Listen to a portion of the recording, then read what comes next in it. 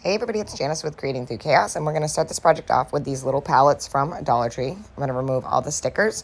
Then I'm going to paint them in the color Almondine. It's like an off-white color, and I got it at Hobby Lobby. So I'm just going to give these a nice coat. I did all the sides of it, including the back.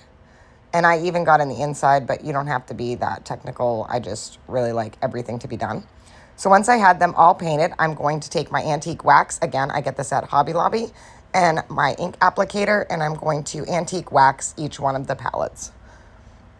And I made sure that I got the edges really well in the top and the bottoms, and I also did the backs. I like to have the backs of most of my projects finished if I possibly can. Sometimes I don't always do it on camera, but I really like having the backs of my projects done. This is just going to give it a little bit of a rustic look. You don't have to go crazy with it. A little bit goes a long way. So once I had them all waxed, I'm going to set them on top of each other. So I did 2 on the bottom and then 1 on the top in the center. Then I'm just going to hot glue that center one into place. And I made sure that it was even and that the bottoms were lined up so that it stands on its own. And as you can tell, we're making a pumpkin. Or maybe you can't tell because it kind of doesn't look like one just yet. Next, I'm going to take one of the stems that I got at Dollar Tree. You could just take a stick from your backyard and cut it up. Those work just fine. I'm going to add that to the top with some hot glue. Then I'm going to hot glue some Spanish moss around the top of that.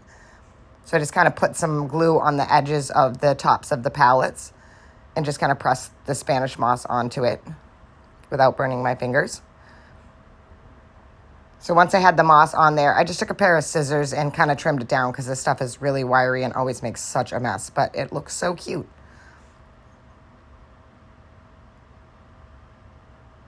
Next, I took this little tag that I made. I just ripped a piece of fabric and stamped the word fall on it.